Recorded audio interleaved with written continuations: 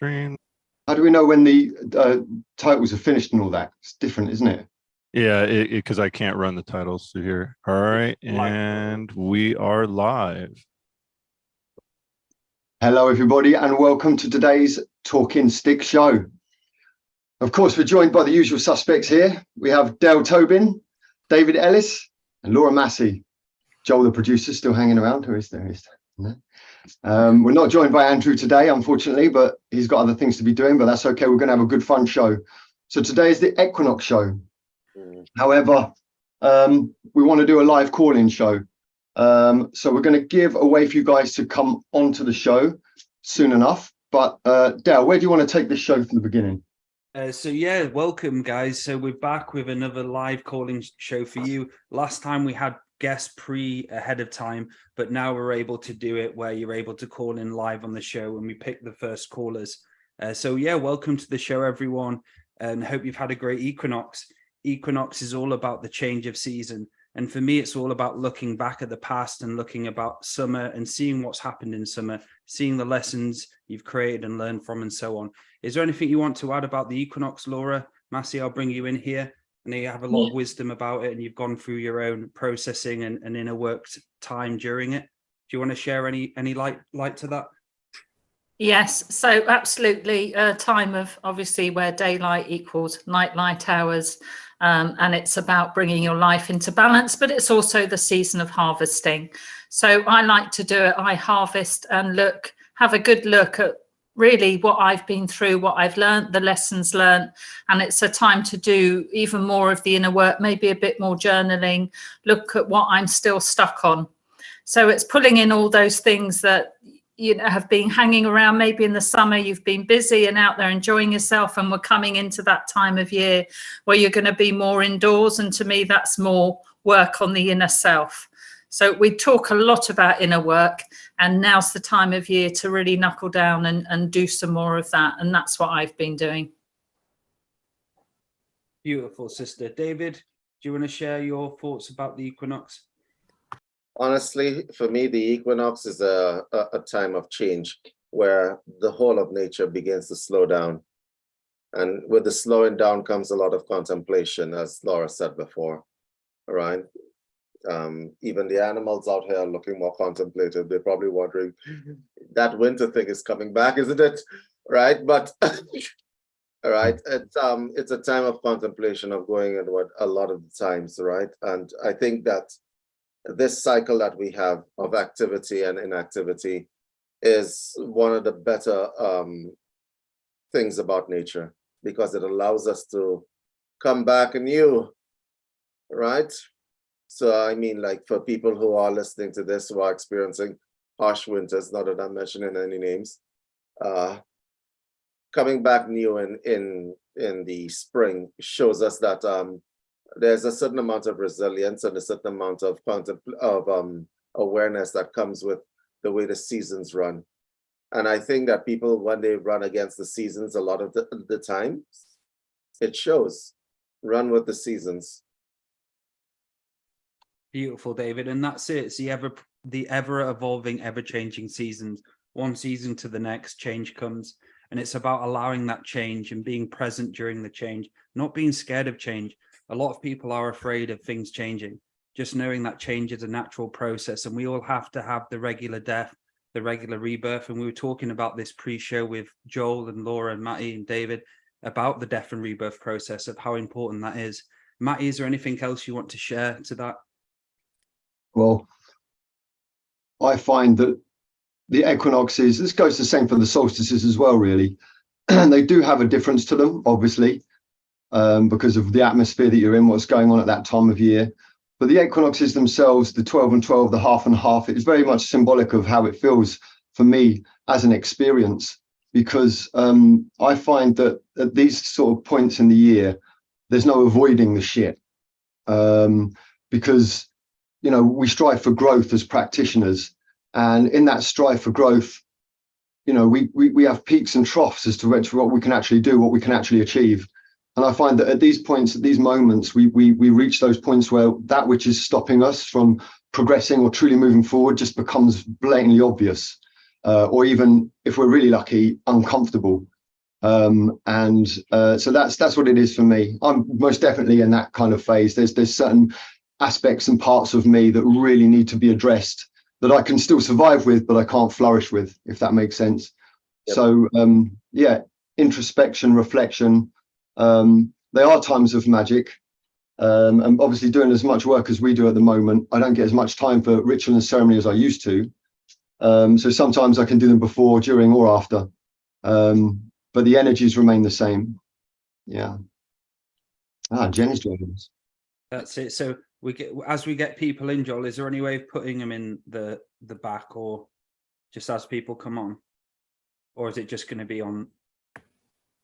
Yeah, we just keep them muted, I think. Yeah, they come in muted. Yeah, no problem. So yeah, for me, this equinox, a few things have been shown to me, a few areas of my life I need to work on, and there was some stuff I was working on with worry, which I started to work on, and then Scotland came and it took me off the path. And Spirit knocked on my door the other morning after a dream and says, you didn't continue that shit, did you? So I had my own little ha-ha moment, waking up and going, I need to start grafting now, and doing that inner work and realizing that sometimes in life it is hard, it is tough. But this is why these shows are brought forward for you, to give you that source connection, that inspiration, that we're all in this together, guys. And having this spiritual community and these wonderful people coming together and doing this show, it's to teach you how to be a human, how to make mistakes, and just talk about our own stories. Like David, Maty, and Laura, incredible people I'm very inspired, I look up to. And it's about finding your clan for that as well. Look at the people who are in your life. If they treat you like shit, if the narcissists, drop them, because they're only going to de-evolve you.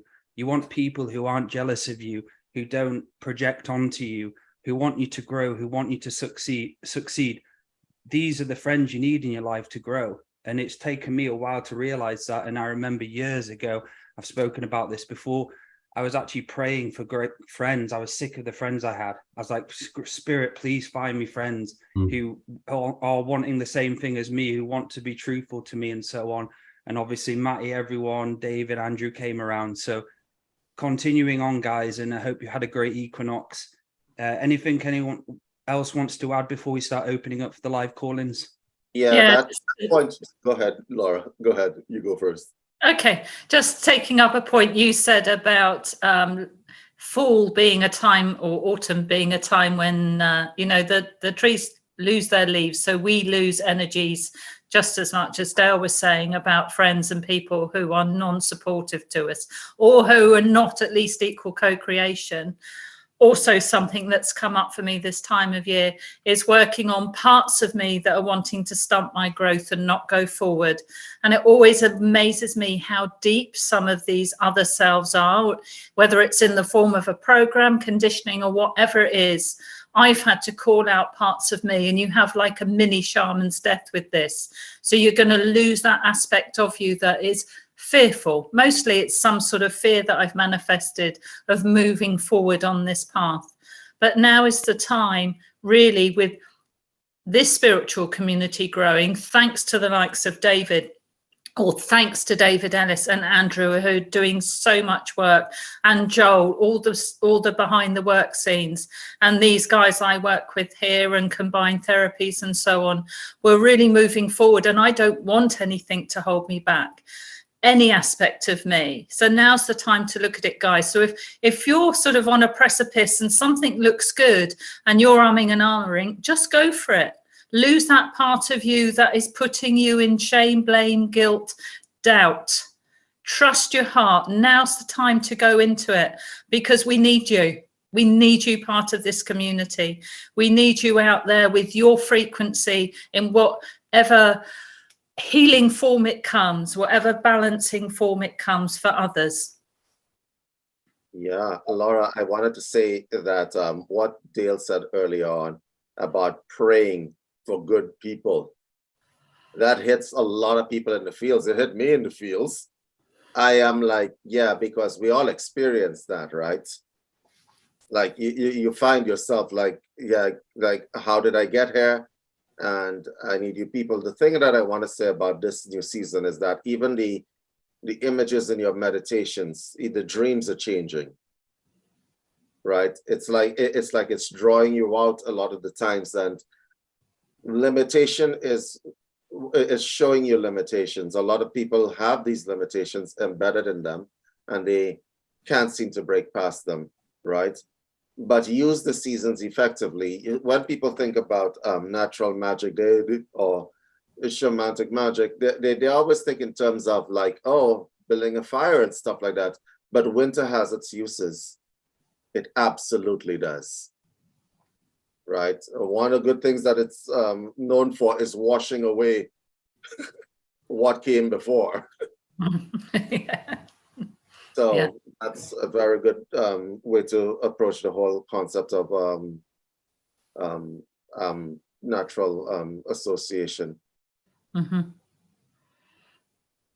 Working with the earth energies. Working with the energies and the dedication to self. And as Laura said it before, and David put it greatly, is you have to really go into yourself to change. You're not going to be able to change from just making the choice. You've got to actually put that time and dedication into clearing the weeds of the self out. So if you suffer from personality disorders, you have a part of you which takes over you in a really negative way, those are the weeds. Those are the weeds you need to be focused on, and how you can start attacking them by the root. Not in an aggressive way at all, but just a way that you can loosely start taking them out slowly and slowly. And it's happened to me. I've defeated a lot of programs throughout the last few years. Holy shit, Scotland helped me defeat even more programs. I was like having lots of people around doing this, doing that. And we should make a show called The Program Hunter, shouldn't we? Like a little comedy sketch. Program eliminator.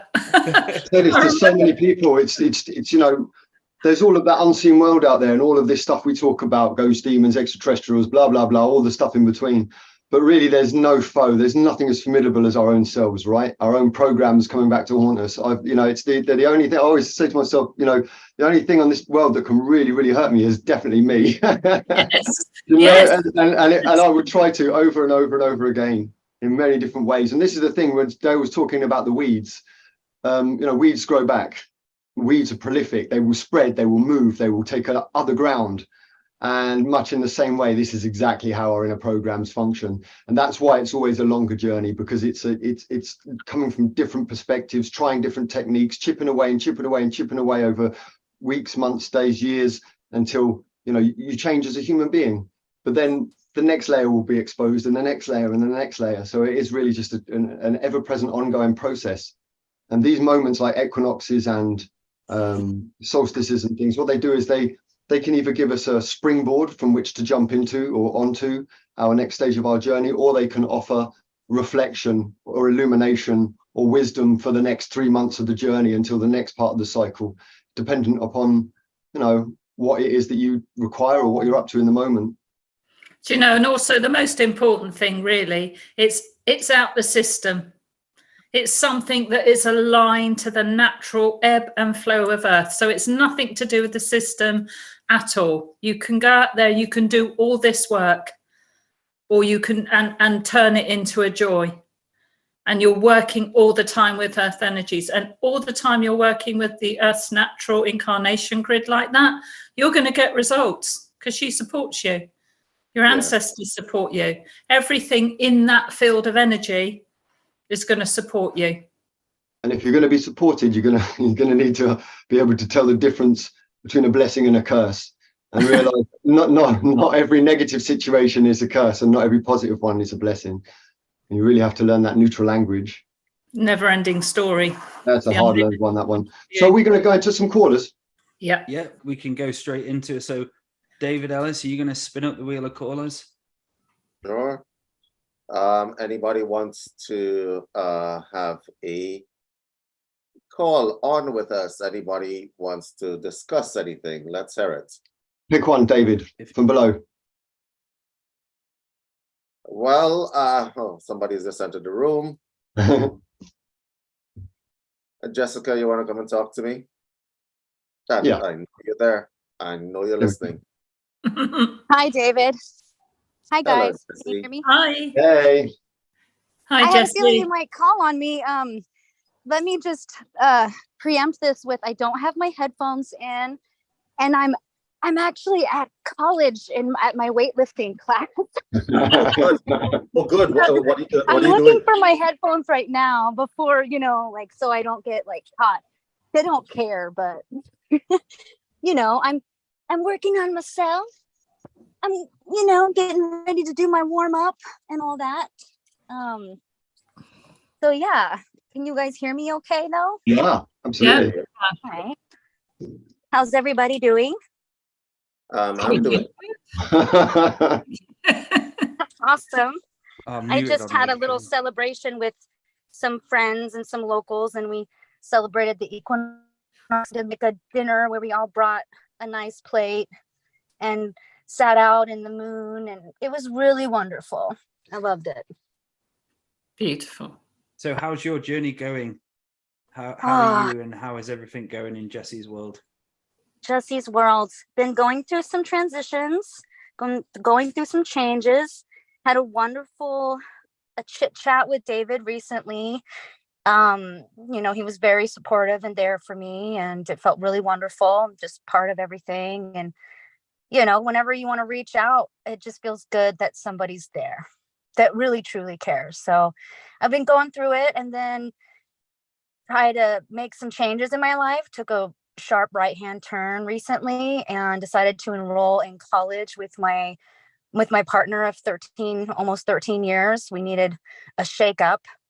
And it was a deliberate decision to try new routines and take some personal enrichment classes and such. I just finished piano and we had a performance. So what I've been working on, I had to finally perform. So that put me on the hot seat, and it gave me something to challenge myself with. And instead of beating myself up like I normally do, I got up there and I did it, and I felt confident about myself. Oh, I have questions. I have questions. Oh yeah, question away. Okay, you sound so alive right now, Jessie. Well, I'll tell you this. It's because I'm walking all clear across the campus.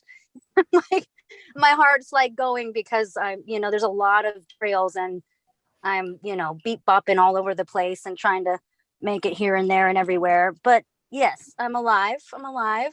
Okay, so my question is, what is the most powerful insight you have received throughout this entire year?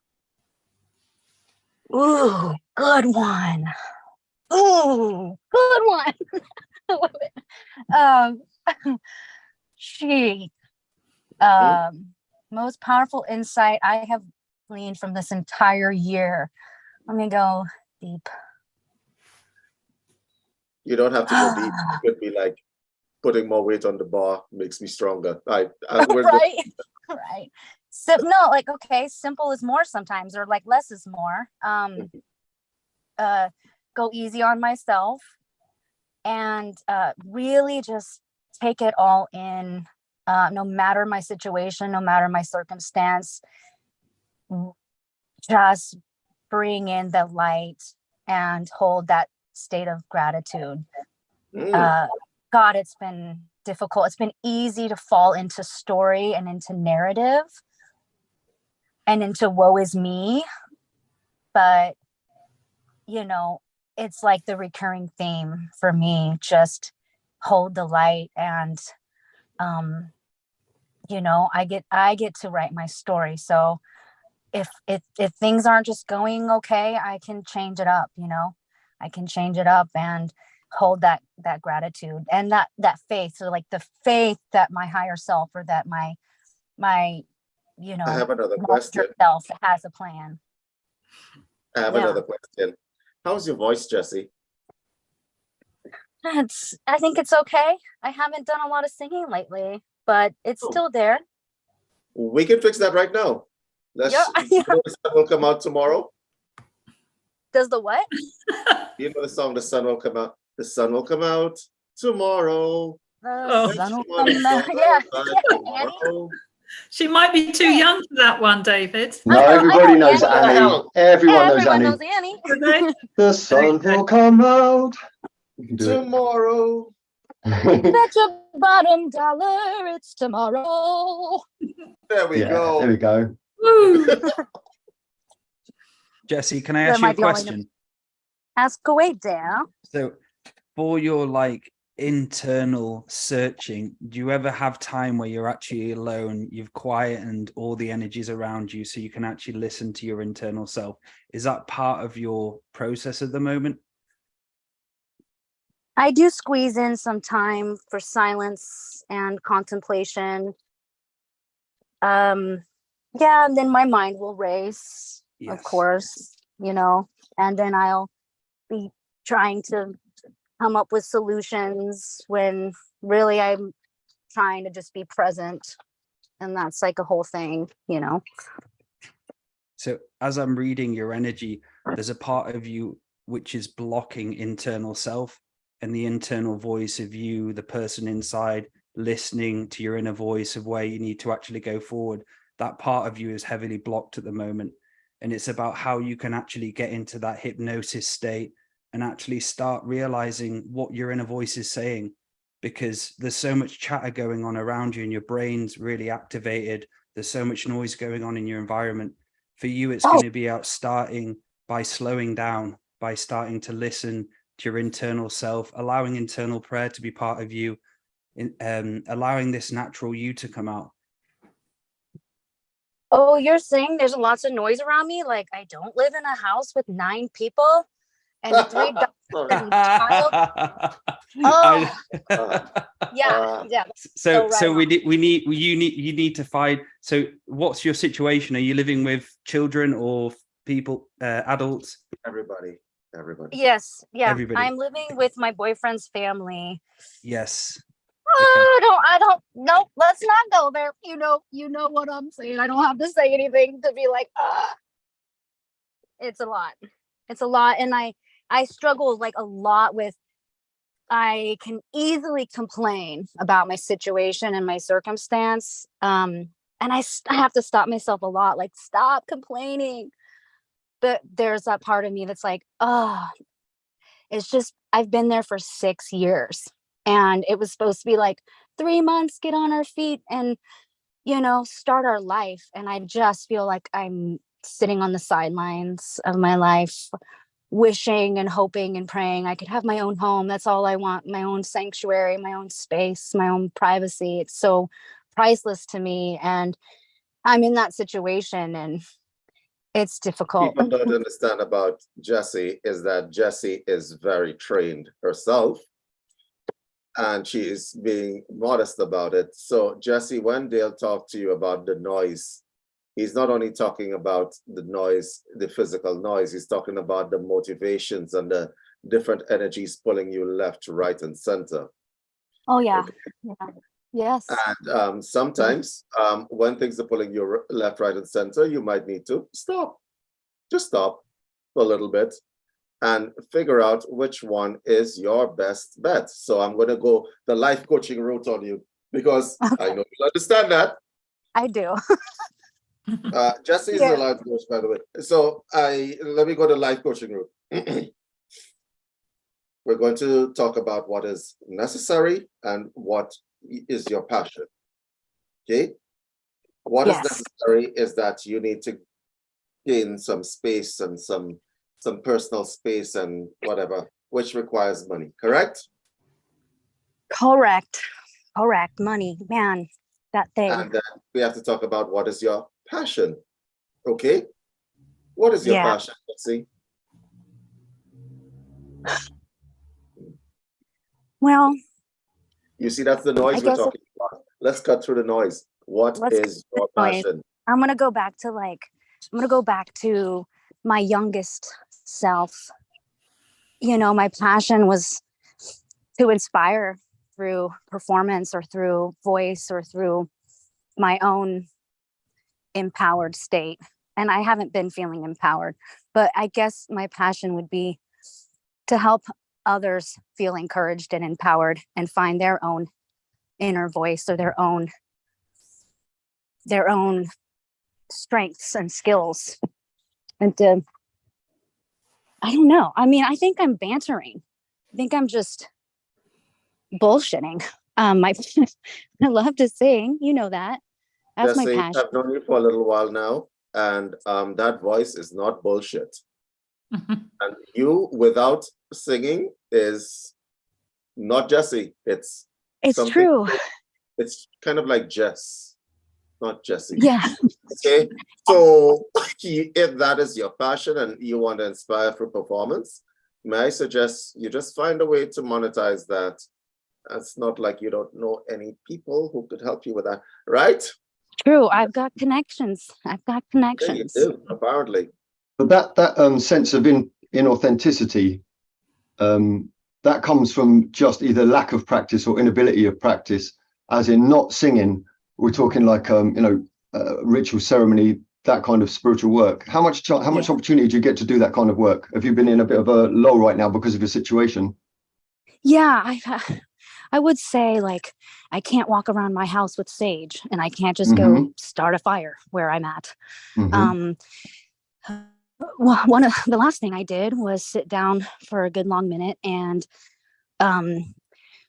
transcribe, actually, Maty, your ancestral revocation, and worked on that a bit. But that was the last thing I was able to do. But no, I set down my revocations for a while. Now that I'm in school, I'm doing like yoga twice a week, but I much more prefer like qigong, and I haven't been putting my time really there. And I actually set down my ukulele and the music, and I haven't been practicing like I really want to.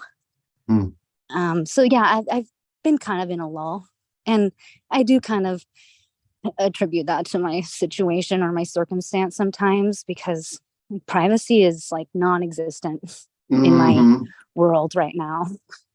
And so it's about having the tools ready for you at any given moment. So creating some beautiful meditations, the heart meditation, all of the other usual suspects that really bring greater growth. And having them ready for a moment. One thing I like to do as well is to take a lot of the actual teachings themselves out. So, you've got the statements that are in there that have powerful statements. And then you've got the actual journey itself. And then there's lots of teaching parts within it. And so I can remove those teaching parts and just have the journey itself, because I've already assimilated those teachings, as I'm sure you have. And then you have a much more condensed, quicker meditation. And so, that allows for just a quick 15-minute blast whenever you can. I know I can speak for myself, Laura, and Dale here, is that the workload that we've been experiencing recently, especially when the work itself is also spiritual based, the inner work is extremely difficult to maintain. It's almost like it builds up and builds up and builds up until you're waiting for that perfect environment where you can then do that inner work and work through whatever the fuck it is that but it snowballs, right? And so I found that this is where the power of prayer is really important, and that in those moments where I do manage to get something in, it's done with real intention and some real energy, with a prayer energy behind it. And it's about captivating on those moments when you do get that opportunity, going to those high frequencies. And I'm not talking about really woo-woo stuff here, you know what I mean, rather than just rather than doing it for the sake of doing it, you actually have something to say, and in these moments, spirit always pays you back, because it takes a fucking lot of energy when you're in the kind of environment that you're in, assimilating as much as you are, using as much physical energy as you use on a day-to-day basis, to then come home and to go through the spiritual discipline as well. And so, you don't have to feel bad not for doing it, but I can feel the deficit in you, and I know you can feel it as well. So it's about, how do you give that to yourself in those small moments you have at a high enough frequency that it fills that void. And you're Maty, right. She's negating the one thing, the power that she has. You're negating your power there, Jesse, because you can manifest your way out of it, but the way you, I'm going to say this in a nice way, channel energy is completely different than the way about 90% of us do. So don't choke yourself literally and figuratively, right? if I'm going to talk to you in yoga terms too, if Vishuddha is the way that you express yourself to the world, let it out, right?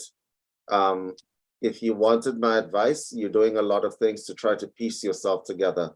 Some of these things are not your natural, how does one put this in a nice way, are not your natural way of expressing yourself in the world. You are a bright spark. Anybody listening to this broadcast can hear your voice, okay? My suggestion, you're trying a lot of different avenues. You're trying everything. It's like grasping at straws, okay? Find a straw that will take you out of wherever you want to come out of. You feel me, Jessie? Oh, I do. This whole move to go to college was a dire grasp at like anything, make something change. And so far, so good, but I can feel that it's a temporary change, it's good for now, but you just got to follow through with it, man. You just got to follow through, because then, as long as you do the work, that it'll pay off. Do you speak light languages, Jessie? I do. I don't know what I'm saying, but I do it all the time. Can I hear some, please? I just always have. Will you do some for us? Like right now? Yeah. I mean, yeah, if you feel comfortable to. No pressure at all. That's okay. But, are you in the gym right now? I am. It sounds like, yeah. Oh, is it going to be difficult for you to do this? Yeah. Technically, I'm hiding in the bathroom. I'm just going to tell my trainer that I had the bathroom breaks. My boyfriend's going, "Where are you?" I'm like, "I got called. I'm sorry." I'm just. Listen, you don't have to speak the light languages. It's going to be really difficult for you. I was just curious because I could feel the frequency in you, and I'm into that kind of stuff. So, well, I'm locked in the bathroom. Okay, perfect. Jessie, can I ask, have you got anywhere that you could have as like a prayer ground? Any bit of garden you can have where you could do regular prayers? I guess I could try to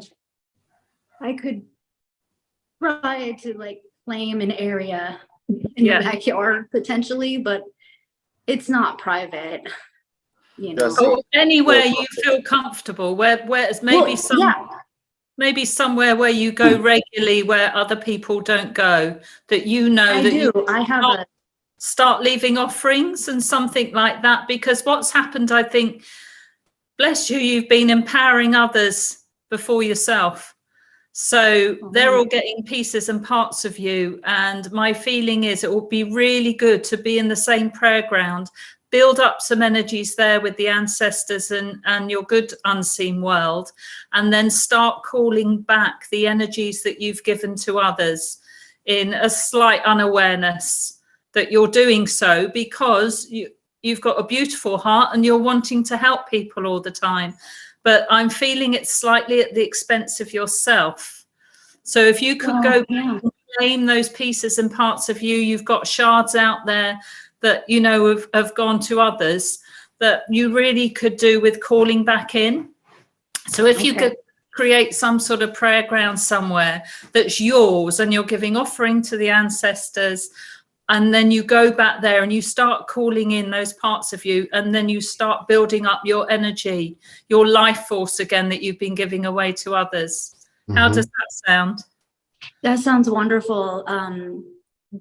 So the summer is the hardest part for me, because right behind my house is a wonderful, beautiful flume trail, and I spend hours out there and I love it. And I have a special tree I go to and I leave offerings and I pray there and spend time there. But in the summer it's overgrown and burnt out. So this time of year is when I can finally start going back out there on the trail. So yes, I've been called to go back and spend some time in nature. It's my favorite place. It's really only been like my sanctuary. Definitely, but definitely. Do you sing light languages as well? I do sometimes. Yeah, I just let it all flow out. Yeah. That's going to be a great process for you, man. So where it comes to not really knowing what you're saying, it doesn't really matter. It will come in stages, and sometimes you just get a general theme or a flavor of it. But I want to give you some advice here. So because you're so voice orientated, it's going to be really good for you. So when you're in those lands and you're out on the lands, begin to sing in the languages. When in your own meditations, in your own moments, if you find yourself in a moment of turmoil, or you find yourself in a moment where you're sat and you're introspective, retroflective, whatever, when you're making your light language, these are the moments when you should speak, and you imprint it into yourself by speaking it out loud. You don't need to know what you're saying, you just have an intention. So if you're going through any particular process and you want a light language programming or a light language healing for yourself, that's about any particular, whatever subject matter it is, all you need to do is have that intention with that subject matter and then begin to speak. Yeah, and that is what I do. At least to hold an intention, or I'll do it in the shower, or in a moment where I'm feeling really bombarded by other people's energies, or like there's turmoil. It just starts coming out, just starts, jibber jabber. Jesse, I would, so as Laura was saying, those programs are going to be very, very important to you. Yeah. And even if it's a pilgrimage where you go away from the energies of the house and the land around you, and you go to experience completely new energies as well, because I think for you, when you simplify everything, it's going to be a lot easier for you, but you're going to have to go into that quiet stage and even do a treatment as you get to the place or the fire, and you've got a few nights away. Start seeing what cords are attached to the old place, or the old stuff, what's going on, people in your head and so on, and start to remove those cords. And I think if you have some time where you start listening to that internal self of what you want to do and simplify everything in your life. At the moment, everything's not simplified because you've got so much noise going on. But I believe if you go away and simplify things, talk to the fire, do some journaling, figure out how you can get out of where you're at, so you can actually have your own space, your own time, your own energy, and so on. So for you, my recommendation is the pilgrimage, you finding yourself again, quieting the world, quieting yourself. And that's really going to help you chart your next stage, where you want to go next, what dream you want to dream next. I love it. Oh, thank you. Yeah, that's such sound advice. Okay, we're going to leave you to get back to your training, Shirky. And we're going to move on to bring someone else in. We've got a good crowd here today. Thanks for calling in, Jesse. Awesome. Thank you. Yes, thank you, guys. Take it easy. Love you all. Yeah, Jesse. Bye-bye. See you soon. Thank you so much. The Wheel of David. Who's next? Johan raised the hand, so we're gonna pick Johan. You hold that nut until you can't fucking hold that nut no more. You hold that shit. Hello. Thank you for that. Okie dokie. Alrighty then. All right, so Thank you for that. So I think we all know what that guy needs. The wisdom of Johan. Right, okay, we move on to... Should we get Jennifer Stone in? Yeah, let's get Jen on. She's been in a while. Hey guys. Hey Jennifer. Hey Jen. I didn't know what I was getting into. I didn't know I was going to be talking. So well, you are. Yeah. What's been going on in your world, Jen? Well, I just you hear me? Yeah, we can. So we got a troll active in the chat room here. Oh, I just did a Scotland trip as well, and I would say I had the same kind of shifts that Dale was talking about. So I had a lot of I retraced a lot of past life footsteps and integrated a lot of different... Definitely don't allow anyone else in. Lock the room. Lock the room, Jennifer, go ahead. That's all right. You never know who we're going to bring in, right? Yeah. But the main thing that I found was that I broke through a lot of fear on that trip, and that really shifted things for me. So that was great.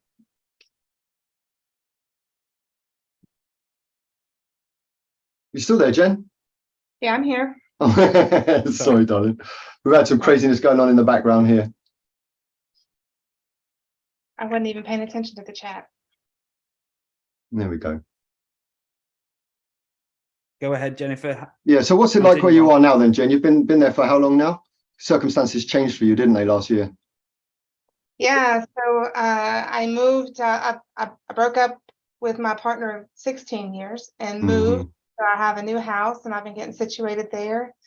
Honestly, things have been really good. My energy has been really good.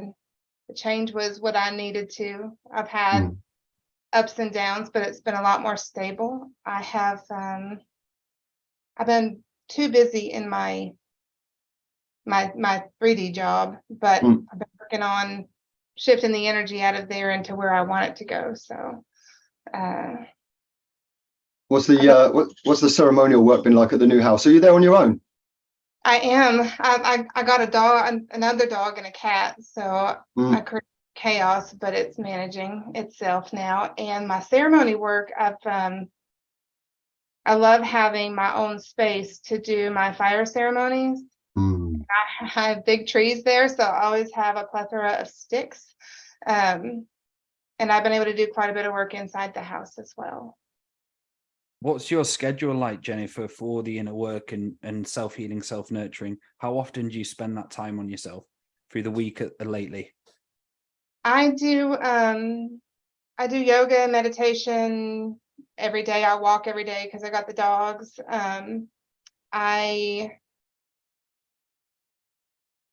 I do my fire ceremonies at least twice a month, and then it just kind of depends on what the weather's like. I mean, I live in the South, so like it's been hot, right? And it's not that much fun to have a big fire when it's like 100 degrees outside. But now that it's starting to get colder, like I'll have them a lot more often. And I've been doing a lot of self-treatments lately, just trying to shed some of the old shit that I don't need anymore. I'd say I do that probably twice a week, 2-3 times a week. I've been doing a lot of sessions lately, and so I have a lot of clearing that I want to do for myself after sessions. Yeah. So as I'm reading your energy, I think there's a need for you to have more variety in your journey. If it has like a sense of stagnation in your journey at the moment, not that it's bad in any way, but it's just about you now mixing it up and trying new techniques, trying new things, and allow that to come into your journey. Do you ever do like dancing or anything, or do you ever have like a go dancing? I mean, I dance around my house all the time, like cooking and cleaning, stuff like that. Like that's my fun, right? Yes. But I know exactly what you mean, because I have felt that a lot in my artwork too, that I'm kind of bored with what I've been doing and I want to do some different things. There we go. And again, maybe having yourself a death and rebirth ceremony, a perfect time to have it about dying and being reborn, allowing yourself to do new things in the future, to give you that new experiences. What's it like for you going out and socializing and having that socializing side, Jennifer? I'm very comfortable going out with friends and socializing. I just did a big expo and I ran into a lot of old friends, and I had old clients and stuff that came to visit me. So I enjoyed that interaction with people. I also enjoy not having interaction with people. So I could be a hermit pretty easy. But I'm very comfortable going out for things. I haven't gone to a lot of concerts lately, but I have some on the calendar. So David, is there any questions you want to ask here? No, actually, that sounds like she has a lot of the stuff together, tumultuous, but I would think that winter's coming, so she would want to be introspective a lot of the times and see what all these things mean, because I remember stuff, and so things happen in trends and patterns. And you have to just look at it patterns. One of the best things that you can do is put a timeline down on a piece of paper and see the trends and the patterns of how things happen. That's one way of developing your precognitive sense as to what's happening, going to come next. yeah, I think I know what you're getting at. I know I had been thinking about doing like a 10-year timeline. So yeah, maybe even going back further than that. Yep, that is a very good way to go. Because one of the things that you don't want to ever do is repeat any patterns. So you can bet just from future sight perspective that the universe is prepared to send something else at you very interesting to make you make choices. Do you feel that? Most definitely, yeah. Yeah. So look at the past, see the choice that's coming in your future, and make a decision. Thank you for that. You're welcome. Laura. Okay. Is Laura there? Matty, go ahead. I think Laura. Yeah, okay. Okay.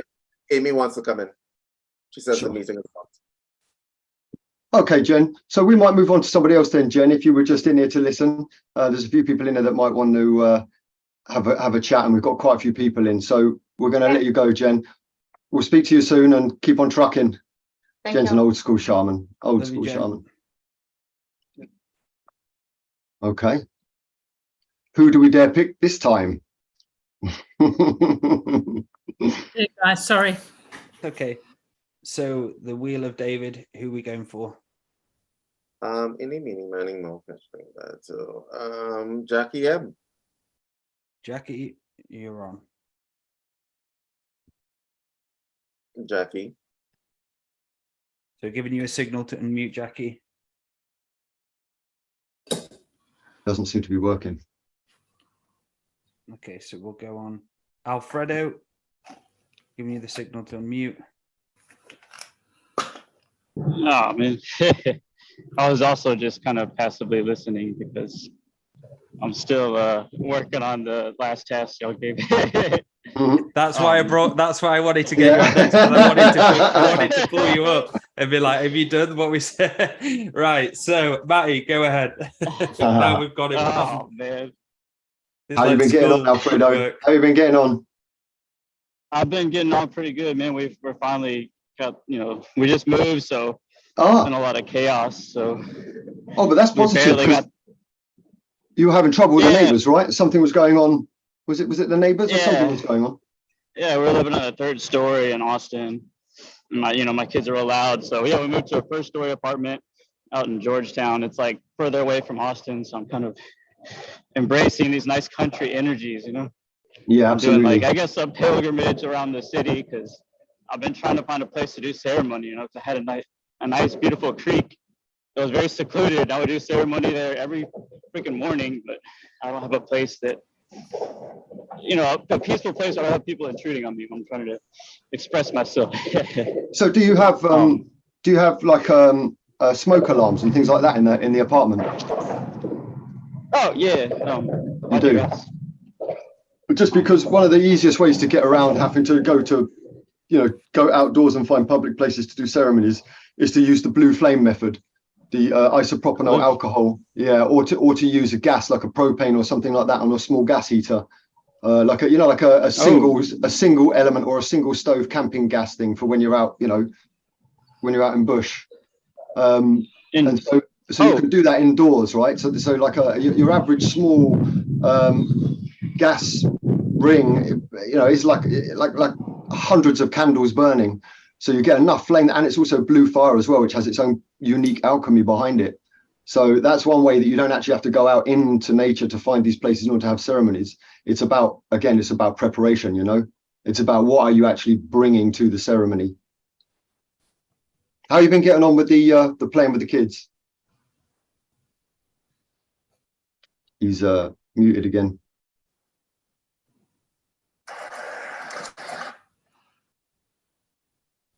He's muted. Hello. There it is. Yeah. How did you get on with the inner child work? I'm still, I'm working on that, Maty. I'm just trying to, I've been working on get over this seriousness I got. I realized, like I was saying, I'm in my mind a lot because I just want to be in control of all my experiences. I want control at every angle. And I haven't been too, like I said, things have finally settled down. And I feel like I've just been bombarded by, my family's energies, coworker energies. Like now that the kids are transferred in school, finally they had the longest summer of any kid ever. Like I'm just having my peaceful moments by myself right now. I'm just trying to get reacquainted and, regather myself in a peaceful state.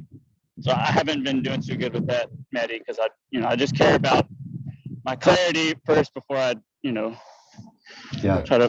Alfredo. What's up, Dale? So as I'm looking at you and as I'm scanning your body, I can see exactly into your heart at the moment. It's like there's a dark shade of energy around the heart. It's not something attached to you, but it's the lack of self-love you've been giving yourself lately. I highly recommend you start doing some heart clearing, some self-love clearing.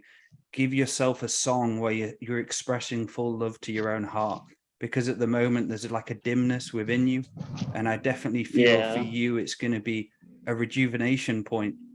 How can you allow to feel the rejuvenation energies again?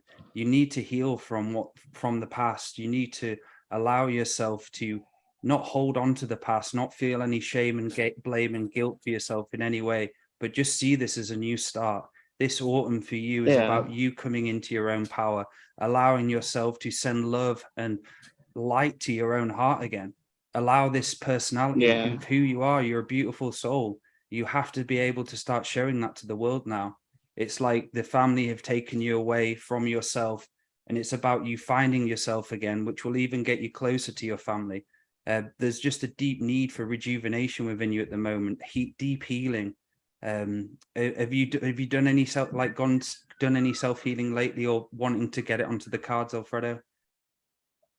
Oh man, no, I've been kind of financially tied down at the moment, so I haven't been spending any money on healings. Most of the healings I do is just like, laying down on my cranial cradles, my acupuncture mat, doing ice baths, breathing. It's just, bare minimum self-love, and then the salt baths. But I know I haven't.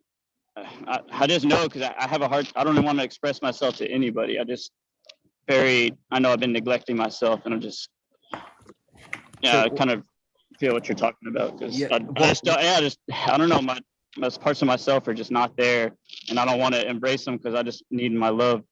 I need that. Alfredo, what I'd like you to do now is I'd like you to see behind in my practice. I'd like you to see yourself, Alfredo, another version of you standing in front of you, like you're looking in the mirror. And I'd like you to say out loud with your heart, I love you, and say this to yourself. And I'd like you to tell me how it feels as you say this. And I'd like you just to fortify yourself with, I love you, I'm here for you. And just giving yourself some of that really caressive, nurturing energy which you need. And just relaying to me how it feels as you do it.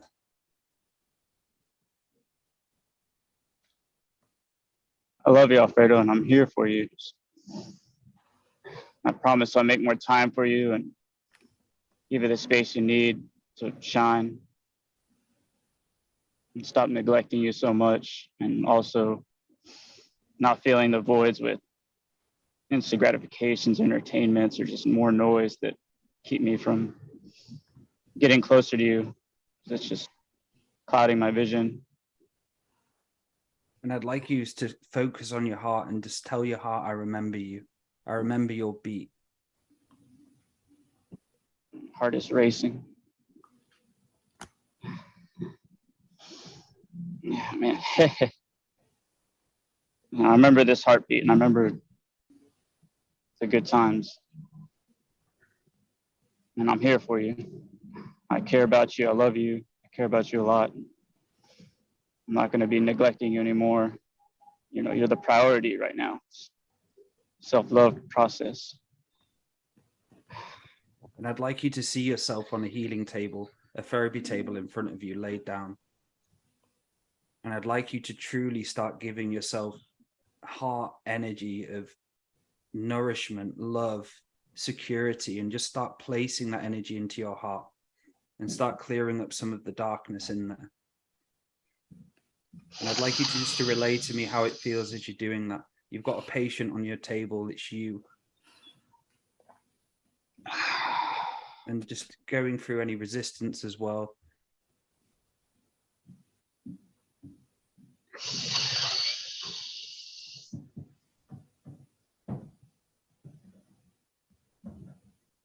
How does that feel? Seems my heart's racing more. It feels good. So this is the energy you're needing, the slow down energy. Your heart's racing too fast. Your reality is too fast. Yeah. Maty, Laura, David, do you want to add anything into this? Yes, you're not sleeping properly, and that's never a good thing. Sleep. It's Yeah. not. Go ahead. I have it. Sorry, I got turned.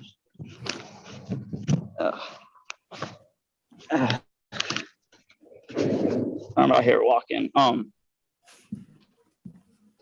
Yeah. I'm kind of busy, but yeah, the sleep schedule has been really crappy because I got a bad habit of coming home from work, and I want to just relax, let down, entertain myself, and then I kind of sometimes I'll fall asleep on the ground, and then I wake up. It's like, oh, it's like 11 or 12. I was like, I got to put the kids to bed for school, and then I put them to sleep, and then I got to wake up early so I can get them ready for. Or no, I got to wake up early because I got to go pick up my wife at work at like 4 or 5 a.m. Come back, drop her off, and then get the kids ready for school, get them to school, and then I try to go back to bed. So my sleep has been pretty brutal, and that's why I haven't had that momentum energy to propel myself forward like I need to. I feel like I lack. There's just like the wheel is like slowly spinning all the time. It's not hyper speed anymore. It's just like slowly, gradually spinning. So Alfredo, your mind, you're trying to operate in a mirror that's been fractured.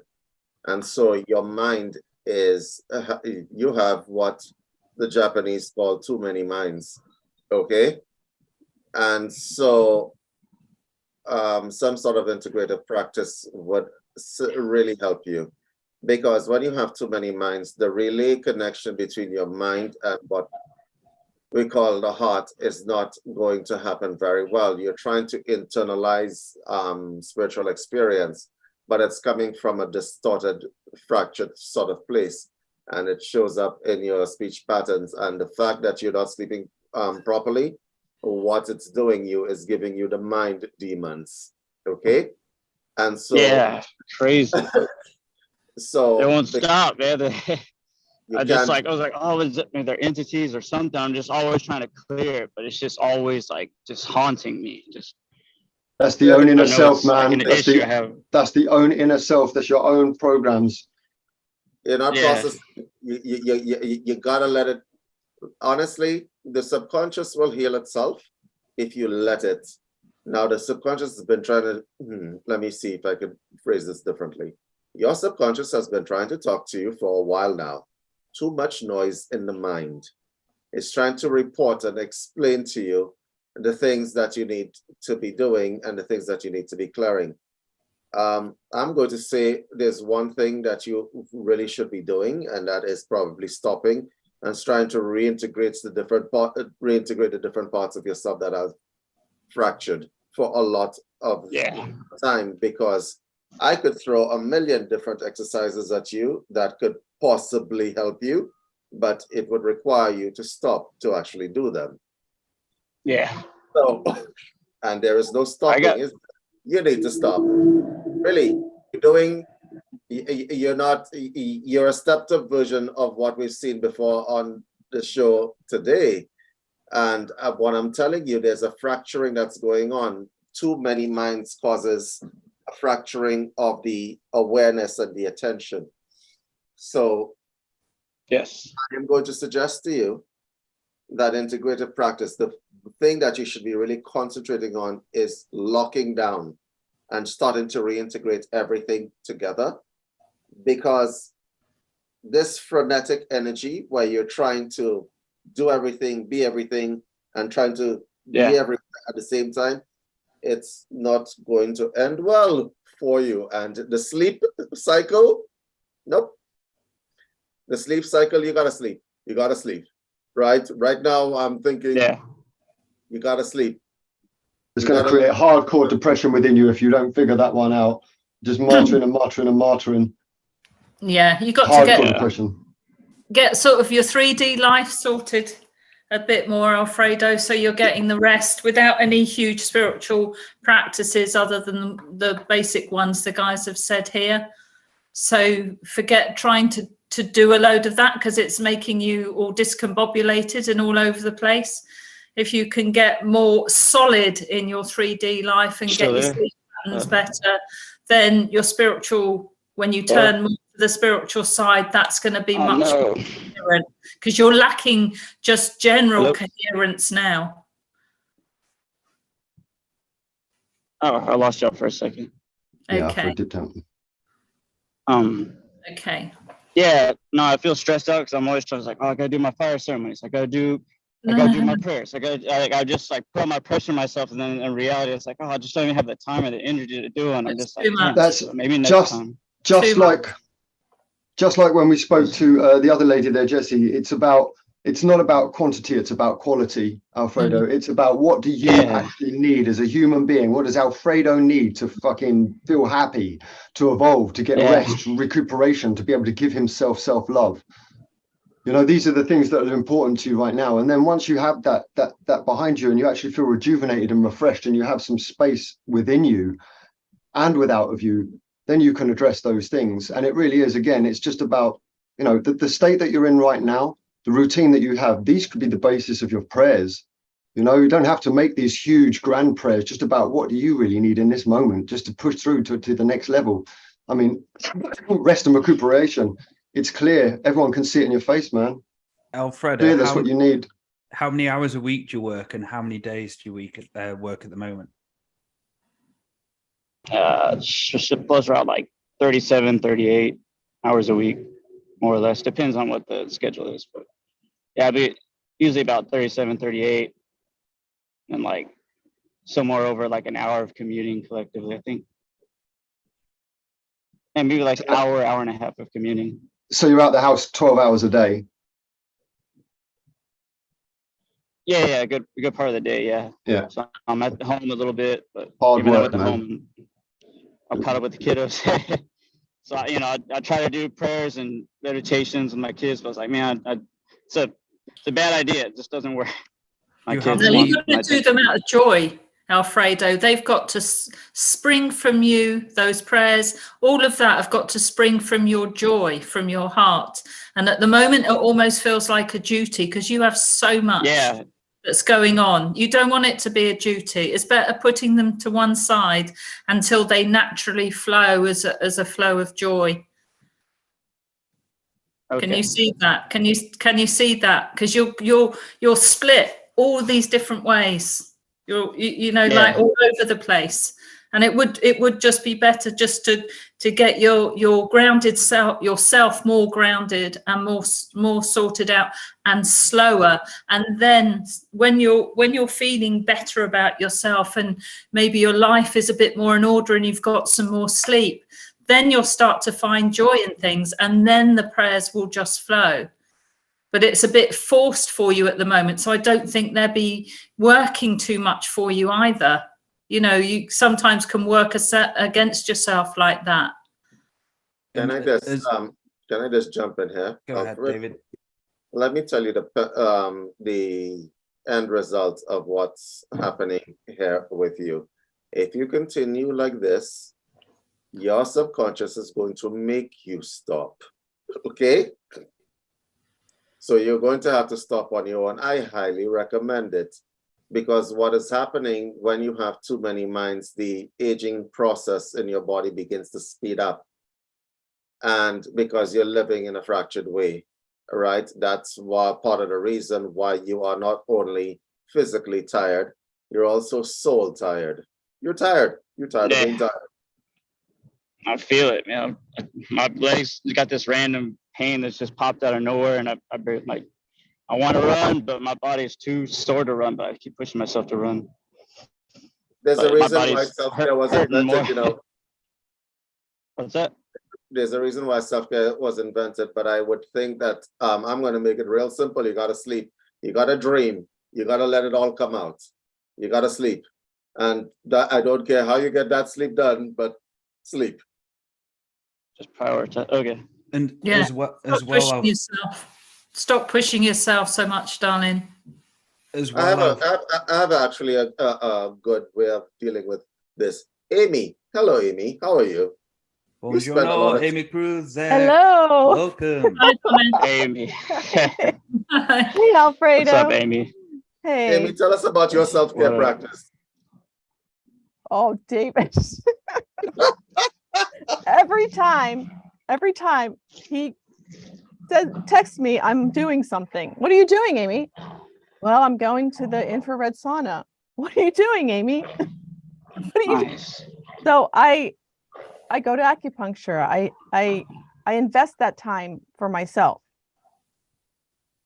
You know, and it just rejuvenates the inside from the inside out. You know, those types of modalities for me, floats, cupping, acupuncture, you know, so I have David laughs at me about it, but, you know, and I just, and one thing, Alfredo, because I know you a little bit, right? You have very high expectations of yourself. Yeah. Very high, extremely high. It's almost a deficit to what, you know, you have no expectations. I know we've discussed that before. And I think that you got to like bring it down, because I see your little child. I see you as a child, and I see the chaos and the spinning as a child. I don't know what was going on there, but it keeps going, and it got bigger and it got bigger and it got bigger. And now you just have to kind of take that one string and unwind it all. And you have to learn baby steps. You want it to happen like right now. And I want results. Yeah, you want results right away. But guess what? Acupuncture, floats, those results really don't happen until I do it so many times. Like, you know, it doesn't. If I'm expecting to be, you know, if I go to acupuncture and I expect my shoulder to feel better when she's done, well, that's not going to happen.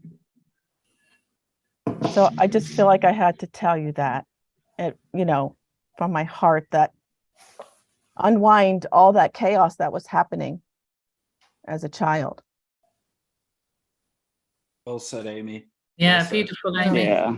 And Thank you. Alfredo, I would highly recommend, because you are on burnout, overloaded, overworked, start looking even for potential babysitting, having some time away, even if it's half a day.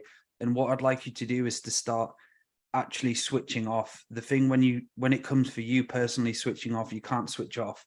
And it's going to be about you learning how to switch off, to actually relax. Because if you've got a day off and you think you're relaxing, and does it feel like you're not relaxing? Because I had that issue a few years back, where I was so ingrained with work and working so much. When it came to my day off, I was still turned on and I still couldn't relax. And one of the biggest things for you is how you allow yourself to go into full relaxation on your day off, where you really close down all the energies, where you're not even thinking. You're just in that unique joy, happy relaxation mode, which is so beautiful when you reach it. When I started going into it more, I was like, holy fuck, I can feel this relaxed. You've got to get that nervous system to really let go. You know, you could really do with something like the combined therapies. You can do that yourself. Go and have an infrared sauna, like Amy said, and follow it with a float. Yeah, just do that. Get it to actually start breaking down. Yeah.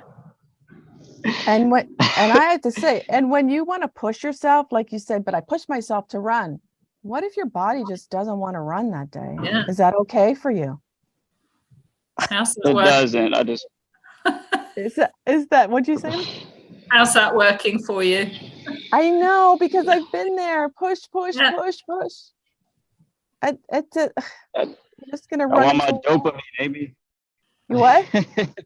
I want my dopamine releases. I'm just I know. to Yeah. feeling good. And if I don't do all these processes, I don't feel as good. But yeah, I don't even have the fuel or the energy to barely do these processes. So the dragon eating its tail. Yeah. Yes, because dopamine restriction happens when you're tired. You can't get it. I needed to hear that. Actually, the snake eating its tail, because that's what happens inside the brain when you're overtired and you're well burnt out like you. all those nice, happy drugs that happen inside the mind, yeah, they don't happen anymore because the body goes into a I conservation. noticed. Yeah. Because you're in You're right. hypervigilance state. You're in a state of hypervigilance. Correct. So it's sort of working against you, darling. Mhm. What will it take Yeah. this fall, Alfredo? What will it take this autumn to lose that part of you, right? That pushes you all the time to achieve something, and then you don't feel that good afterwards. What will it take for you to lose that part of you? Yeah, Just with the leaves. putting everything on easy mode. Yeah. Just dropping all the tasks I try to put myself on. Because yeah, when I was leaving all off, I was like, oh, I gotta go do this, gotta do that. And it's like I was already lining up all this stuff for my prayers and ceremony, but then I'm just like, just too much already. I'm already stressed. Let it go.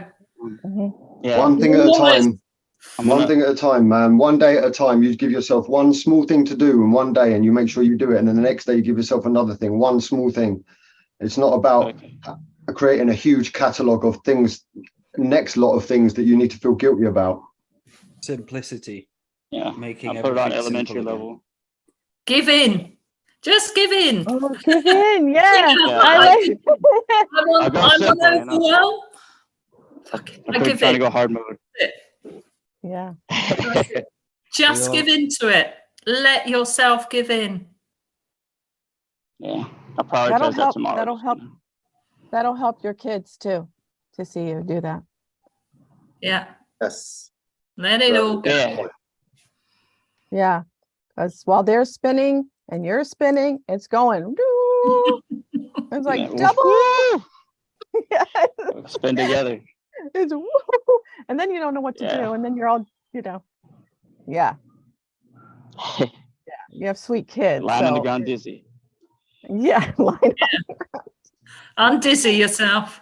on dizzy. Yeah. Yeah. Well, hey, if y'all come to Austin for combined therapy, you got like a happily willing participant. I'm praying Andrew comes to Austin or somewhere near Texas. It's the moment y'all come into the States near Texas, I'm there. That's a guarantee because I really want to go through that experience because Brilliant. I know that it'll put me in that state where I can't engage any programs and I want the real Lucia Light experience, Yeah. So just want to let y'all know that I'm a willing participant when y'all do come to the States. We are hoping to travel as much priority. we're hoping to travel as much as we possibly can. And Yeah. it is an incredible experience for us as practitioners as well, Alfredo, because each treatment shuts down certain parts of the central nervous system that are trying to block a healing from occurring one by one. And then when we combine the light, the mat, and we have the amount of light that it produces from our perspective as healers. So when we look into people, we're generating light and exposing things, and the amount of light that gets generated is phenomenal. I mean, I know each one of us, the first time we did it, was utterly shocked. And we introduced each one bit by bit by bit, one at a time. Even the magnets themselves were really impressive, in the hands of somebody who's already fluent in energy movement and other forms of psychic awareness. It was, but when you combine it together like that, brother, you can do decades of healing on people. Oh wow! Yeah. I want that, man. I'm hungry for that, man. Looks like we need an American tour. Combined therapy budget. Yeah. Come to the States. Already in the works, Laura. Already in the works. Well done, David. Yeah. Right. Brilliant. Okay. Thank you so much, brother. Okay. Great to see you Take again. care. And we'll get you on at some point and see how you're getting on in a few months. Yeah. Let it go. I'll be a new man. Relax. Recovered. Yeah. Relax, Yes. baby. Bye, darling. See you later. So we'll get on. So we'll have one or two more. I think we'll get on Raphael. Yes. Yes. Prophetic name. That name feels familiar. Yeah, we know Raphael. Yeah, we do, don't we? So It's been a unfortunately, while, I'm not though. picking random names who I don't know, just because we've had a few idiots who have come on and decided to troll because they don't have anything better to do in their life. They don't love themselves at all. And you're all idiots. What that's You out about. there It's the listening. attack. There's too much light happening, so we're gonna Yes. get it. You're not going to affect us. No, man. So, Raphael, giving you the signal to unmute.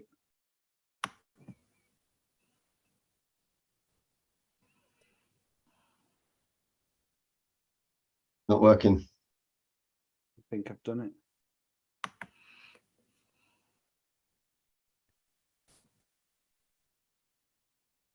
Well, I don't think he realised it was calling. Okay, right, gotcha. Okay, Jackie, if you wish to speak, we'll send you the. Yeah, we'll do.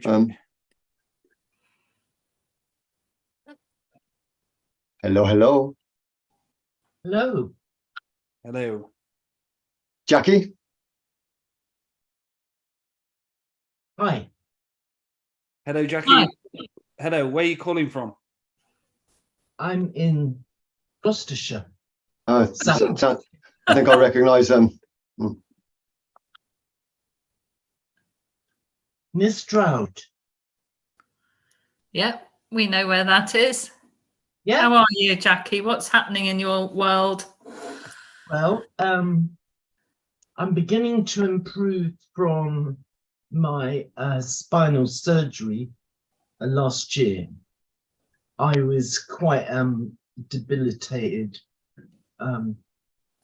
because I had to wait 2 years for a operation, and in that time, if I stood up straight, one of my vertebrae hit a nerve, so I was bent up and not walking. And so what I'm doing now is building my leg muscles up by walking and swimming, stuff like that.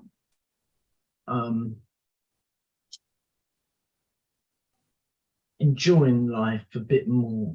I went through quite a lot of depression during the waiting time, and I was, I basically couldn't walk, and I had carers coming in and stuff like that, and it was,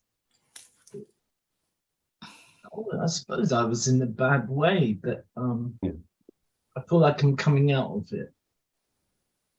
So what did you learn through that process? Patience. Yeah, for sure. Acceptance, that kind of thing. And how to be grateful even in a shit situation. Be grateful that I wake up in the morning. The dawn is a gift, and I live in a beautiful area. I've got family and grandchildren, and I'm content, but I want to improve. I don't want to just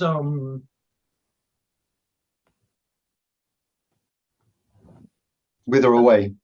This is a great thing, but I want to just do more. Yeah. Do more. So how long have you been into? You're into Andrew's material, I take it. Yeah. How long have you been following Andrew? Well, I remember Andrew had a no time event on Facebook. This is years ago. Do you remember? At a castle? I don't remember that one. Dale? At a castle? Yeah. Was that? It was kind of pretend. That was years ago. Yeah, that must have been right at the beginning. Yes. Yeah. Yeah. So how has his material helped you through the processes you've been going through? For a start, back then I'd never heard anyone talk about no time. And pretty soon, the more I listened to him on his radio shows, like with Teal Swan, Lauren JP, do you remember JP? Yeah. Lance, Chris Hales. Chris Hales. I loved it. I just loved it. And I was just fascinated. Everything. And also that it was funny, guys' sense of humor. So that no matter what was going on in the what we would call fraud time, on the media, all that, it just made a lot of sense to me. You know, it just it comforted me that all this time, like my entire life, where I'd not believed in that stuff, not wanted to, you know, and I'd found, you know, wars and a lot of stuff on the news abhorrent, Yeah. and I do, Yeah. you know, talk about murders and all that all the time. You know, it got nothing nice to say. What's the matter with these people? You know, I'd forgotten that guy. What happened? Anyway, yes, that, and then of course all the Lance White, and I just always been fascinated. What was interesting with Andrew was in the beginning, the information that he gave, because what was going on at large was it was around about the time when all of the Galactic Federation of Light, all the channelings were out, all of that stuff was around. And Andrew was offering a galactic perspective that had these other words and terminologies behind them. And he was the only person that was using these linguistics, and he threaded them together. And I think what stuck out the most was when you listen to the galactic history material and then you see the call-in shows, you see the skill with which he works and how he uses the same linguistics in both scenarios to get across his point. But not only that, how he never missed a beat. And that was it for me. I know because he has, and still to this day, he is really just a human being. And that's his uniqueness. You know, is not trying to put on a persona in any way, shape, or form. But that part of him is his blessing and his curse, but not. You know, it's the part that really puts people off of him. But when you listen to the way the information is presented and the way he never misses a beat, you know, you can't ignore the information. And for me, I remember I was captivated right from the word go. I think I heard him say recently that he deliberately came forward 100 years early. Yeah. Mhm. Yeah. Yeah. And it's just amazing, and I love that. You know, I mean, I have very, very similar beliefs. You know, now the power of the moment is now. Mm-hmm. But I also love the layers of existence that are all happening now, in the past and the future. That fascinates me. Well, that was you know, that was another part of Andrew's teachings that were totally unique at the time, because the whole of the spiritual community was obsessed with the fact of linear time, the past, the future. You know, Andrew was the first one to come in and actually teach the true nature of multidimensionality. And that's what set him apart. And that's what all of us as we work, you know, we use this multidimensional awareness where the past, present, and the future exist simultaneously. He was giving so many teachings back then that were just absolutely falling on deaf ears. And it has taken those of us who have really dedicated ourselves to it a decade to just come close. So have his teachings helped you through, Jackie?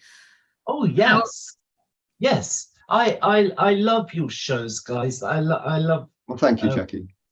I really appreciate you spending your time with us. You know, because even exactly as you've just said, Maty, there is nobody else doing this, and it's still nobody else doing it. Where you know, three of you experienced healers, and sorry, Amy, four, and David, sorry, you know, David's everything. David's an everything man.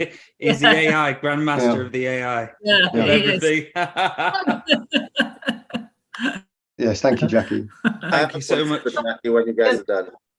And go ahead, you know, David. Somebody that's randomly saying something about their life and being able to look into what they're saying and helping them along. You know, that's good. That's great.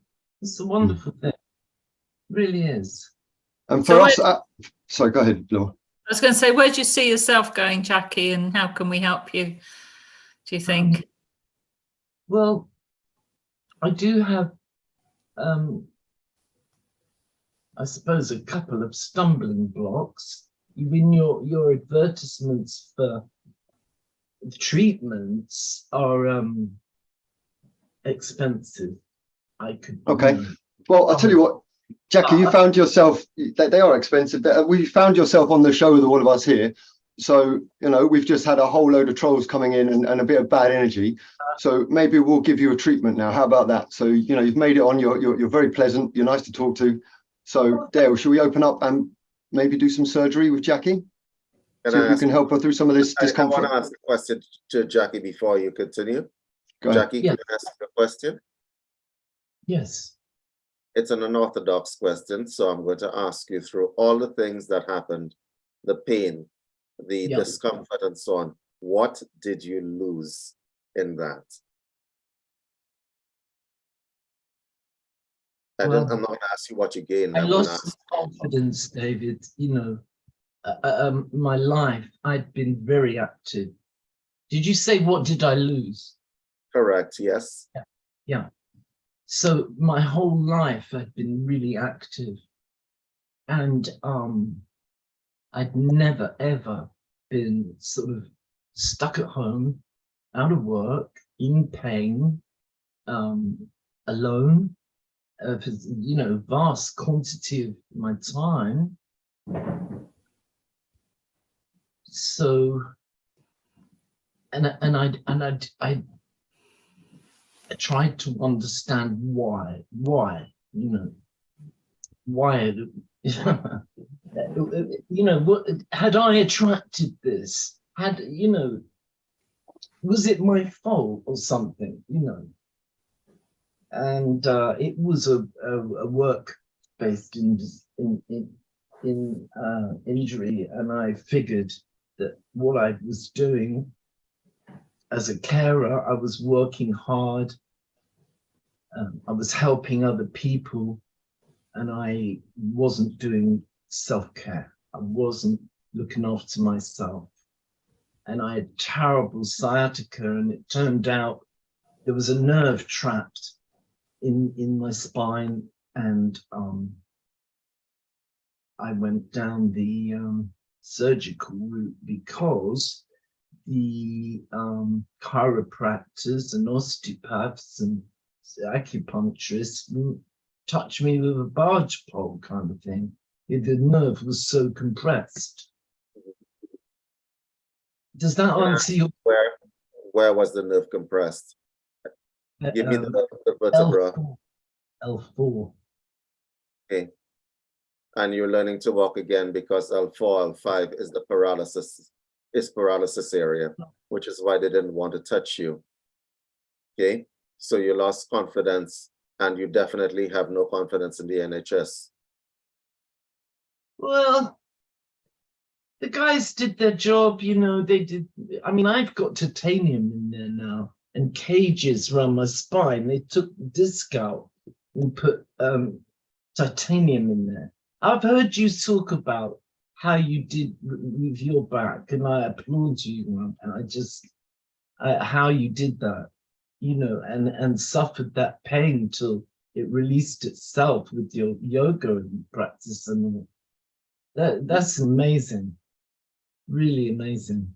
Yes, and that's why I'm getting into the questions. That's why I asked you these kinds of questions, because boy, have I been there. Spinal pain is extreme. Yeah. So you're learning to walk again. Is that correct? Yes. Without discomfort, but there is still discomfort. What are you taking for the discomfort?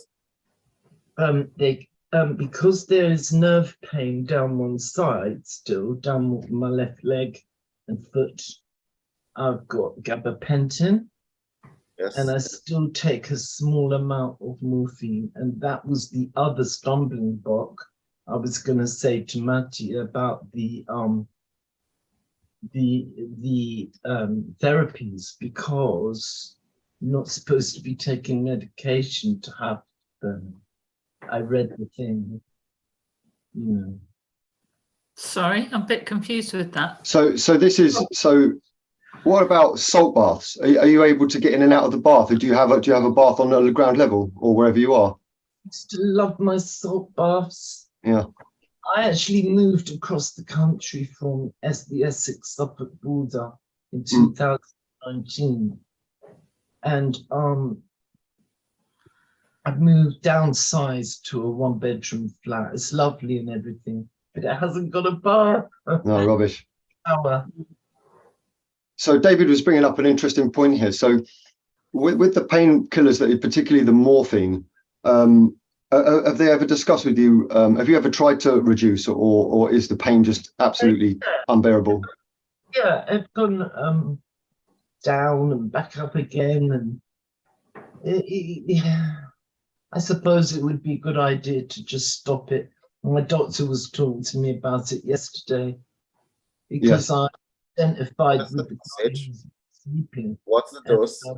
My doctor said he wanted me to reduce that.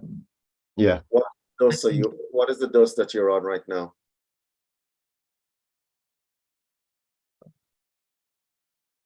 They're slowly. They're 5 milligrams in the morning and in the evening. Okay, so you're on high dose morphine. Okay, so Jackie, can I make a few suggestions, please? Yeah. Okay. You may not be able to get to an infrared sauna, but heat will be your go-to plan at this particular point in time, and I'll tell you why. If you're on high dose morphine, the gabapentin also helps with inflammation. So what is happening is that the tissues that are around your spine from the surgery, it's not only the damage that was from the trapped nerve, it's the reactions that your body pick up as a result of it. You are suffering from 2 different kinds of pain. Reflexive pain from the trauma that your body has been to. Your body is going to remember it and keep doing it again. And then there's the pain, the after surgery pain. Here's what you can manage. The reflexive pain, the pain that is like a memory. It's an echo of things that has happened. It's how your body keeps you alert that I must protect that area. You can manage that pain, but you have to go into, I'm going to make a suggestion. You're going to have to get in there, get in to the pain and discomfort. I mean, like really get in there. Now, you are a very intelligent person. You are a carer, which means that you have had to actually deal with other people. Yeah. Dealing with other people means that you had to actually feel them. So I'm going to ask you to feel yourself, the spine, the structure, that foundational structure. I'm going to ask you to spend some time sitting straight back against some structure and getting into all aspects of your spine. It's going to hurt. I'm not going to tell you that it's not going to hurt. I'm not even going to bother to lie to you. Okay? It's going to hurt because your awareness in that area will amplify it. But sometimes the way out of pain is to go towards it and not away from it. Trust me when I tell you that. Mm-hmm. Okay? Yes. Sometimes you have to walk through that door, right? If you are going to continue the morphine, the possibilities are that you are going to become reliant on the morphine. Yeah. And that is a dangerous road for your brain. It will slow you down quite a bit. Especially when you're learning to walk again. That's why your doctor's trying to make you reduce it. Yes. Well, I'm sure it is a good idea. Yeah. I'm sure it. Jackie, can I ask you a question? So do you do any like purification at all in your home or around you? As in spiritual purification? I've got a lot of essential oils. I've got some lovely Tibetan incense. I live in a place that has a fire alarm that I can't get to. And the last time I tried smudging the sage, I set off the fire alarm, and the fire brigade came round to put it out. So as I'm reading you, and as I'm reading you connected to your dreams and your home, you're disconnected from your dreams heavily at the moment. And there seems to be a soup of energy around you, especially from where you live. And I'd say, do you have anxiety at all in the house? The only other purification I do is Reiki, and I should do it more. I'm wondering about anxiety, and I listened to something yesterday to do with cortisol, a cortisol leakage, and it all kind of resonated with what they were saying. It was talking about belly fat and not sleeping well and this sort of thing. Sounded right up my street. So as I'm tuning into it as well, it is a basic paranoia which is blocking you from your dream world at the moment. It's about something's owning you in your own reality, and I highly recommend you start doing breath work. And breath work is going to help you really slow down the anxiety, slow down the overthinking, and it's going to give you an understanding. Again, pain relief, great for pain relief, and it's going to allow you to stop the programs and start feeling comfortable within yourself again. There needs to be a no action within you at the moment, because at the moment you're overloaded with thoughts all the time, and there needs to be some sort of prayer regularly into your space. The revocations, what Andrew does, start reading them regularly into each and every room in your home. You're going to have to start changing your home space so you can allow the dreaming self to come forward again, because you're heavily blocked from your dreams. As you're dreaming and sleeping, you're not getting deep sleep at all. And I understand, obviously, you're on the morphine, and that's something to do with it as well, not getting the irregular dreams. But it's now allowing, you've called in here today, and for autumn time, like David said, the great advice he's given, you're going to have to learn purification by the words, your actions, your feelings, your thoughts, and start clearing the home environment around you. Start clearing all those negative thoughts, patterns you've had around you as well. It's going to take action, time, discipline, self. And I think breath work is really going to incredibly help you elevate yourself, and it's going to switch off the paranoia. Are you familiar with breath work at all, Jackie? What, just deep breathing? Yes, so there's many different, like pranayama, Wim Hof. There's many different versions of breathing out there, but it's basically, I recommend going onto YouTube, getting the Wim Hof breath work. It's 10 minutes, there's 20 minutes, up to 50 minutes.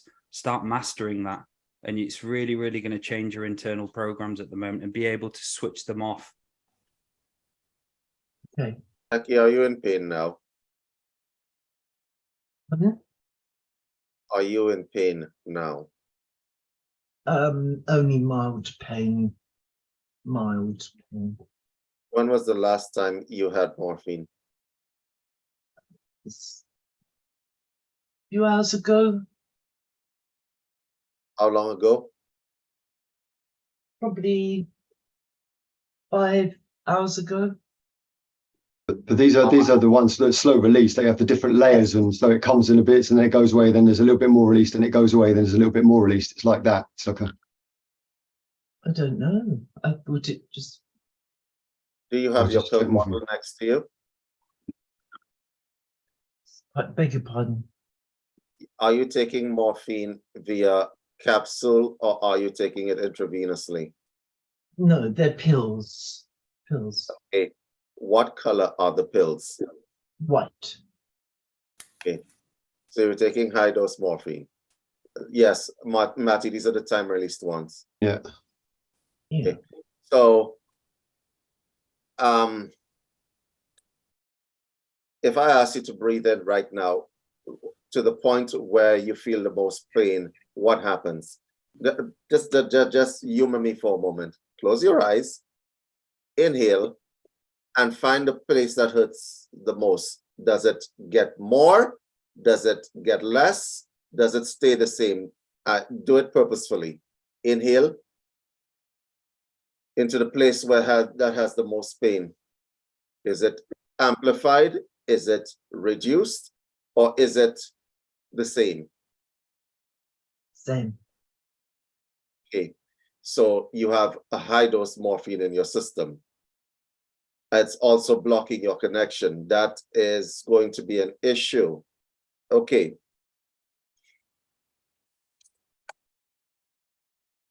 How much do they want to reduce your morphine by?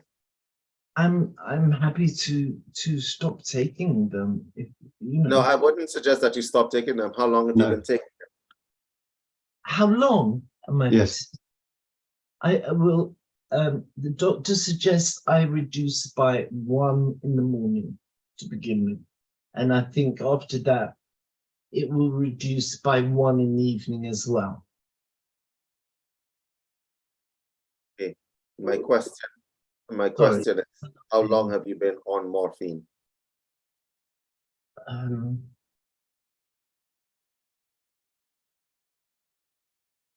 It's a few years now. I would say 2-3 years now. Okay. I'm gonna do a little bit of a test on you. My question is, I'm gonna ask you a question. Can you think of when you were a child, what was the thing that you liked most? What was your favorite thing to do as a child? Amy, I'm stealing that one from you. Drawing, painting. Give me one thing that you used to draw. Animals, plants, anything. Do you still have that skill on board right now? Yes. Okay. How are your thoughts? Do you think clearly? Not as clearly as I am able to. I mean, I used to study and read a lot, and I just know my thoughts aren't as clear as they could be. Okay. So damage has been done to you over the last couple of years. You are going to have to reconstitute a lot of your thought patterns and your synapses. And as a result, it's not just the body that is being damaged in this event. It's your mind as well. I would suggest you retrace your steps, pick up that paintbrush and begin to paint again. Retrace them. Okay? Because the body is one thing. Let me tell you what I learned from my experience of having nerve damage in my back. The body is one thing, okay? The mind is another. If you lose the mind, the body is lost. It really is. So my suggestion would be pick up that paintbrush and start to paint again, start to draw and start to paint again. You're going to have to rehabilitate the synapses in your brain, because what I am hearing from what you're talking, when you're talking to me and I've been listening to you, is the interference of drugs in your system slowing you down. And I can tell that you're extremely intelligent. So, yes. So you're going to have to reconstitute the synapses in your brain. The thing that morphine does over long periods of time, they really should tell you, okay? Jackie, take my advice, pick up a pen, paper, it doesn't matter what your drawings look like, don't judge them, and start to draw again, and start to draw from your heart, because there's some damage that has been done to the synapses in your brain, and you are living your life on dull, and that is not good, because you could be in pain and still be living your life fully. In terms of the therapy options that I would suggest, heat is going to be your friend, and you don't have to go to an infrared sauna or some expensive facility to generate heat, okay? Right? Just generate heat inside your house. Titanium in my back. Can I go in saunas with that? Yes, I'm aware of that. However, the tissues around it for mild heat, external heat, you can actually go through. You could check your doctor on that. But heat is going to be your friend because the tissues around your back, especially, they need to be able to be a little bit flexible. And what is happening in the subconscious, what happens when your body gets damaged is that your subconscious puts your body into a braced state, which can be useful, but over a long period of time, your body wasn't meant to stay in a braced state for a long period of time. It messes with your head. It does. Okay, so I can't stress this enough. Yes, I think it's a good idea to reduce the morphine. But by that same token, you need to put practices in place from now, coping skills and strategies that will help you deal with what's going to happen next. The pain is going to amplify if you reduce the morphine, and that is a consequence and an eventuality that you're going to have to come to terms with. Do you understand what I just said? Yeah. Do you know what is really ironic, guys? I am a recovering addict. I have 18 years clean from all street drugs and all the stuff they used to give me, pharmaceuticals. And it's ironic that here I am again. It's not ironic. It's not ironic. Jackie, it's not ironic. This is the universe showing you something. It's showing you something from a different point of view. And I suspect that you're on the show for a reason. So I'm going to tell you, right, that the universe has a way of showing you different aspects of yourself. So being an addict and going back on the reliance on drugs, how did you get off drugs in the first place? The street drugs. How did you stop being an addict? It was, they were pharmaceuticals in the end, methadone and benzodiazepines.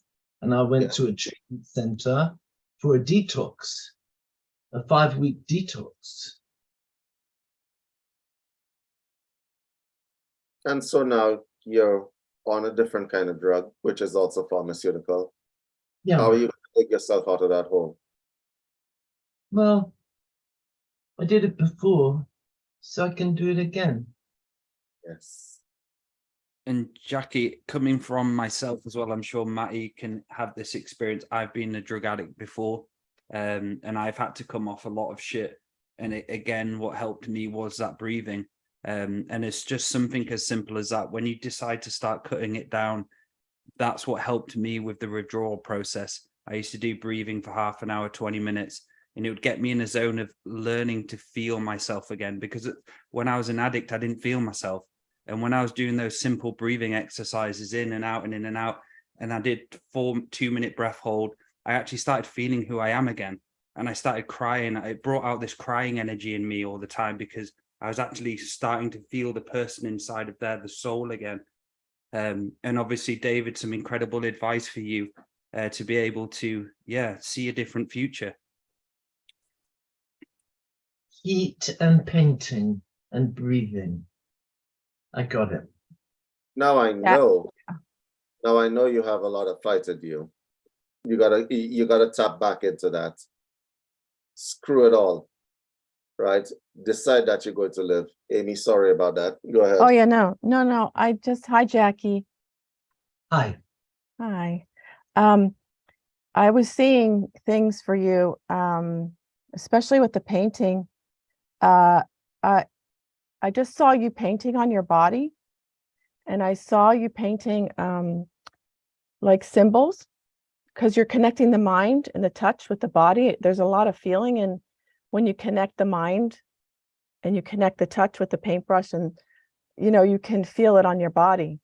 And I saw these symbols, especially the spiral I saw, and to leave the symbols on and just meditate with them, however part of your body you think it should go. And also I saw, have you ever heard of gua sha? No. No. Okay, I don't know, can I explain this? David probably knows. Anyways, there's these types of tools. You can find them on Amazon. Some are made out of rose quartz. But what it does, and I do it on my body too, it's to get in touch with it, with my muscles and stuff. You just really rub on your body either up and down or one way, and it makes it red, so all the blood gets to that part of your body. Okay. And it just brings all that energy there. So wherever you may feel something, wherever you feel it to be on your body, to just get the tools. There's different shapes. There's some for that fit the back of your neck, for the bottoms of your feet. What was it called? Oh, gua sha. So it's GUASHA. Gua sha, did I spell that right? Yes, you did. Yes. Okay. It's a Chinese type of modality to use on your body. Gua sha. Gua sha. Yeah. Amy seems to have forgotten to mention the benefit of people who use gua sha is to reduce visible signs of aging as well. Well, that'd be great. Yeah, right. Yeah. I don't know. I just felt that for you, for your getting to just know your body again and connect it with your mind. Yeah. Brilliant. Beautiful, Amy. Thank you. Yeah. And has anybody got any last words before we close the show for Jackie? Well, Jackie, just be brave. You really need to reduce those meds. There are layers. It's going to be a process for you of completely rewiring yourself internally, mentally, and physically. It's a huge task, but it's not impossible. People think that people do these things all the time. But with that heavy dose of morphine for so long, you're really going to struggle to get the traction that you need. And the pain will be your motivator. You've got to remember that there are certain things that you're avoiding in this process that just need to be experienced. Just go for it, Jackie. Everything's out there already, all the contract revocations, the meditations, do whatever you can. And like Amy was saying, connect the body and mind, be creative with your healing. And when you can get that morphine down, possibly come off that morphine, then there are a whole host of various treatments that you can have. Because right now you're limited by that particular part of your experience. Okay. And Jackie, out of all the calls that I have done for a while, I'm going to remember you. Yeah. I'm going to remember you for certain. Believe me when I tell you, the pain that you have experienced, that horrifying experience, boy, do I know what that feels like. No. And I can tell you, it is not something that you can explain to people, that you can't even scream because you're in so much pain. So my suggestion, and my heart really goes out to you, right? But I'm going to tell you that if I could do it, believe me, you can do it. You can come out of that. You can absolutely come out of that. Thank you, Dave. We're rooting for you, Jackie. You're gonna have to come on some more shows again and keep giving us an update. All right, I will. You can do it, darling. Even if you're just in the comment section, let us know you're around. Yeah. Yeah. You're an amazing teacher as well. Thank you. Yeah. Thank you. Great caller. Thank you. Okie dokie. Thank you, Jackie. Take care, my love. Good luck. Okie dokie. I don't know where Dale's gone, but He's in space at the moment now, and he's just he's flying back. They're coming back into frame. We lost Dale and the stars somewhere behind him. Sorry, guys, kids coming in everywhere. So I just want to say thank you for calling in, Jackie, and thank you for everyone calling in. David, Laura, Amy, Maty. It's been a great show. So can we just quickly go around? How can people get a hold of you? We'll start with you, David. You can get a hold of me at info@universalcitizentv.com. We have a community that you guys can join and interact with each other at community.universalcitizentv.com. Correct. Yes, I said that right. Yes. Thank you, David. Amy? Yes, I have a show called Unscripted, where we ask you a question and we just chat about it. David's my producer right there, and he's great at what he does. Where are you pointing? I'm like, he's there today. He's there. And it's a one video screen there on the Zoom. Oh, it's a one video. I see everybody. Okay, so yes, if you want to be a guest, you can message me through Messenger on Facebook. Thank you, Amy. Thank you for letting me crash. Yeah, so you can contact me if you'd like private session. I'm an ancestral medium at Laura 2 Feathers. That's with the number 2. Laura 2 Feathers at gmail.com. And Dale's putting me off by pointing all over the place.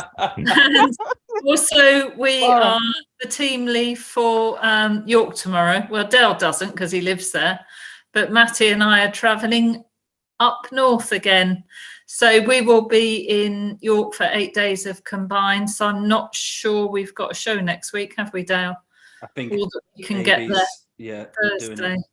This Thursday, then next week. It's Tuesday. Yeah, we'll sort something out. Yeah, I think David and Amy want to. Okay, do something. Anyway, yeah. So, there are a couple of spaces still.